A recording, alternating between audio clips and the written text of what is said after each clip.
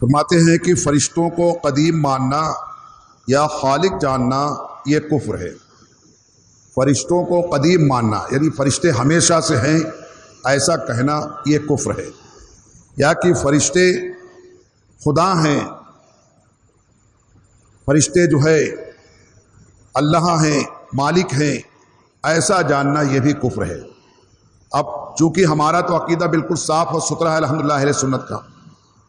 مسلمانوں کا عقیدہ بالکل صاف ستھرا ہے کہ کوئی بھی مسلمان فرشتوں میں سے کسی بھی فرشتے کو خدا نہیں مانتا، اور نہ ہی ان کو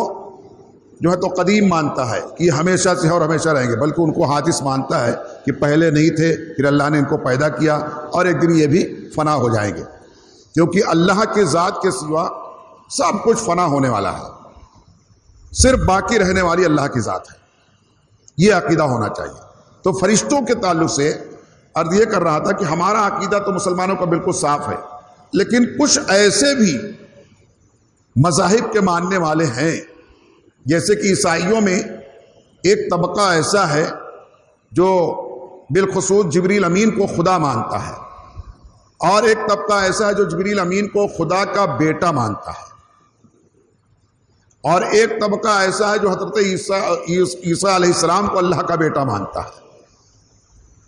اور ایک طبقہ ایسا ہے جو عیسیٰ علیہ السلام کو خدا مانتا ہے، یسوع مسیح کہتا ہے۔ تو یہ تمام عقائد باطلہ جو ہیں یہ سب کفر ہے۔ اللہ وحدہ لا شریک ہے، دوسرا کوئی خدا نہیں ہے، اور فرشتے اس کی پیدا کی ہوئی مخلوق ہے۔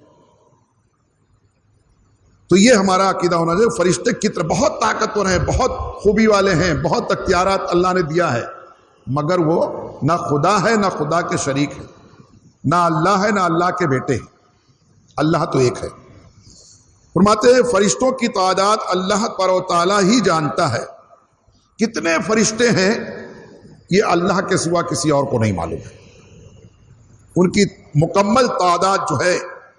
یہ صرف اللہ جانتا ہے۔ اس کے بتائے 4 فرشتے بہت مشہور ہیں، اللہ کے بتائے ہوئے 4 فرشتے جو ہیں وہ بہت مشہور ہیں، جو اور فرشتوں میں جن کو جو ہے تو فضیلت حاصل ہے، بڑے فرشتے ہیں۔ حضرت اسرائیل علیہ السلام اور حضرت جبریل علیہ السلام، حضرت میکائیل علیہ السلام، حضرت اسرافیل علیہ السلام، یہ چاروں فرشتے جو ہیں یہ تمام ملائکہ پر فضیلت رکھتے ہیں۔ تمام فرشتوں میں یہ بڑے 4 مقرب اور بڑے فرشتے ہیں، اور ان کو اللہ تعالیٰ نے بڑی بڑی ذمہ داریاں دی ہیں، ان کے کام بھی بہت ہیں۔ اور جیسے کہ جبریل امین علیہ الصلاۃ والتسلیم، یہ اللہ کے انبیاء علیہ السلام کے پاس اللہ کا پیغام لانے کی ذمہ داری ہے، کہ یہ بار بار زمین پر آتے ہیں جاتے ہیں، آتے رہے جاتے رہے، یہاں تک کہ حضور علیہ الصلاۃ والتسلیم کے تشریف آوری کے بعد اور قرآن مکمل ہو جانے کے بعد پھر آپ کا آنا بند ہو گیا۔ قرآن کی آخری آیت جب آپ لے کر کے آئے تو اس کے بعد سے آپ کا آنا پھر بند ہو گیا۔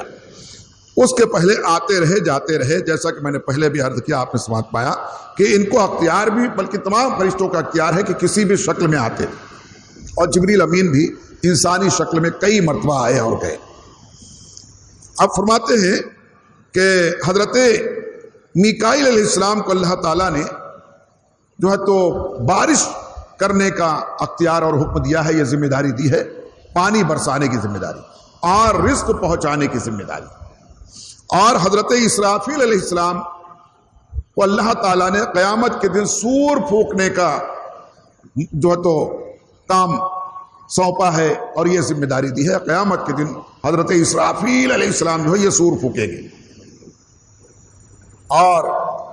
حضرت اسرائیل علیہ السلام جو ہیں یہ موت کے فرشتے ہیں، یہ لوگوں کی روح قبض کرتے ہیں،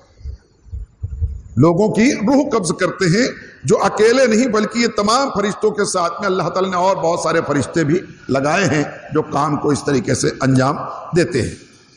اب فرماتے ہیں عقیدہ یہ ہونا چاہیے کسی فرشتے کی ادنا سی گستاخی کفر ہے، کسی بھی فرشتے کی ذرہ برابر ادنا سی بھی گستاخی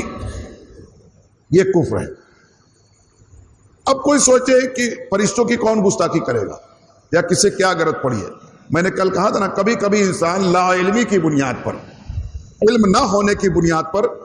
ایسے کلمات کہہ جاتا ہے یا ایسے حرکت کر جاتا ہے جو کفر ہو جاتا ہے، جو گستاخی والے ہو جاتے ہیں۔ فرماتے ہیں کہ جیسے کہ بعض جاہل لوگ اپنے کسی دشمن کو دیکھ کر کہتے ہیں یہ دیکھو ملک الموت کی طرح آ گیا، کوئی کہتے نا یہ دیکھو چلا آ رہا ہے ملک الموت کی طرح، کسی اپنے دشمن کو یا کسی ایسے شخص کو جس سے کوئی معاملہ رہتا ہے یا قرضہ وغیرہ باقی رہتا ہے وصولنے آتا ہے، تو اس کو دیکھ کے کہتے چلے آیا ملک الموت کی طرح۔ تو یہ کہنا ابھی کفر ہے اور یہ بھی گستاخی ہے۔ ملک الموت حضرت اسرائیل علیہ السلام کی شان میں یہ گستاخی ہے کہ ایک عام شخص کو اس کو ملک الموت کی طرح کہہ رہا ہے، اور ایسا لوگ کبھی کبھی کہتے رہتے ہیں۔ اور کوئی آدمی سے پیچھا چھڑانے کے لیے کبھی کوئی آدمی ارے کیا فرشتے کی طرح پیچھے لگا ہے، ایسا بھی کوئی کہہ دیتا ہے، معاذ اللہ رب العالمین، صد بار معاذ اللہ۔ تو یہ قریب با کلمہ کفر ہے، اگر کوئی جان بوجھ کر ایسا کہے گا تو یہ کفر ہو جائے گا، اس پر توبہ، تجدید ایمان، تجدید نکاح سب لازم ہو جائے گا۔ اس لیے بہت سوچ سمجھ کر کے بات کر، پہلے بات کو سمجھنا چاہیے پھر کرنا چاہیے، یہ نہیں کہ بس جو منہ میں آئے بکتے چلے جاؤ۔ ہوتا یہ ہے کبھی کبھی انسان جریح ہو جاتا ہے، کچھ کہہ دیتا ہے، پھر کوئی سمجھانے والا سمجھاتا ہے یہ آپ نے جو کہا یہ غلط ہو گیا، یہ کفر ہے، یہ گناہ ہے، یہ حرام ہے، یہ ناجائز ہے، اس سے توبہ کرنا چاہیے آپ کو۔ تو کہتا ہے جانے دو، ایسے کتنا ہوتے رہتا ہے، یعنی اس کے لیے ہلکی بات، اور اسی حالت میں مر بھی جاتا ہے، اسی حالت میں اسے موت آ جاتی ہے، توبہ نہیں کرتا زندگی میں، تو اس کا خاتمہ کفر پر ہوتا ہے۔ لوگ اس کو معمولی سمجھتے ہیں۔ آج جو اتنے معاملات سب پھیلے ہوئے ہیں، اتنی ہماری بے قدری ناقدری ہو رہی ہے، اس میں ایک وجہ یہ بھی ہے، بہت سارے لوگ، نبی علیہ السلام نے فرمایا کہ آخری زمانے میں ایسا وقت اور دور آئے گا کہ لوگ صبح کو مسلمان رہیں گے، ایمان والے رہیں گے، شام کو کافر ہو جائیں گے، اور شام کو کافر جو ہے تو مسلمان رہیں گے، صبح اٹھیں گے تو کفر پر اٹھیں گے۔ ایسا بھی ہو جائے گا کہ لوگ کچھ کا کچھ بک جائیں گے، کفر بک دیں گے، توبہ نہیں کریں گے، اسی حال میں رہیں گے اور سوچتے رہیں گے کہ ہم مسلمان ہیں، حالانکہ وہ مسلمان نہیں، ایمان ان سے جا چکا ہے۔ ایسے کتنے پڑے ہوئے ہیں، ایسے کتنے پڑے ہوئے ہیں۔ اور آج ہماری کمزوری کی وجہ سے، ہماری جو ہے تو بدعملی کی وجہ سے آج جو دنیا میں یہ ہاہاکار مچا ہوا ہے، کوئی گستاخی کر رہا ہے، کوئی کارٹون بنا رہا ہے، کوئی قرآن کی شان میں گستاخی کر رہا ہے، کوئی نبی علیہ السلام کی شان میں گستاخی کر رہا ہے، جو یہ سب جو کر رہے ہیں اس میں ہماری بھی بہت بڑی کمزوری ہے۔ آج کتنے یہ قوال جھوال جو رہتے ہیں بیچارے، وہ اپنا ڈھول مجیرہ لے کر کے محمد محمد محمد محمد، نبی نبی نبی نبی نبی، اور اسی اپنے سر تال ملانے کے چکر میں بے ادبی بھی کر جاتے ہیں، اور لوگ ان کو پیسہ دیتے ہیں ناچ ناچ کے، وہ کر رہا ہے بے ادبی۔ بعض اوقات وہ شعرا جو ہوتے ہیں ایسے کلمات لکھ دیتے ہیں جو کفر تک پہنچ جاتا ہے، جو کفر تک پہنچ جاتا ہے نا۔ کوئی کیسے تو پڑھتے ہیں لوگ، اس کو نعت میں ملا کے پڑھتے ہیں، چل ہٹ نمازوں سے جنت نہیں ملنے والی، یعنی ایسا بھی کہتے ہیں، جبکہ نبی علیہ السلام نے فرمایا کہ الصلاۃ مصباح الجنہ، نماز جنت کی چابی ہے، نماز جو ہے یہ جنت کی کنجی ہے، اور میدان محشر میں سب سے پہلے نماز ہی پوچھا جائے گا۔ مگر اب لوگ کہہ رہے ہیں اپنے رو میں روے ہوئے ہیں، دھنے ہوئے ہیں، اور لوگ ان کو اچھل اچھل کے پیسہ دے رہے ہیں۔ بڑی رونے کی بات یہ ہے، وہ گناہ کر رہا ہے، ڈھول مجیرہ تاشا بجا رہا ہے، ناچ رہا ہے، مٹک رہا ہے، بغیر داڑھی بغیر مونچھ کے لمبے لمبے عورتوں کی جیسے بال، اور نشے میں کوئی تو آ کے قوالی کرتے ہیں، نشہ وشا کر لیتے، پھر اندھا دھن کرتے ہیں 2-2 گھنٹے تک،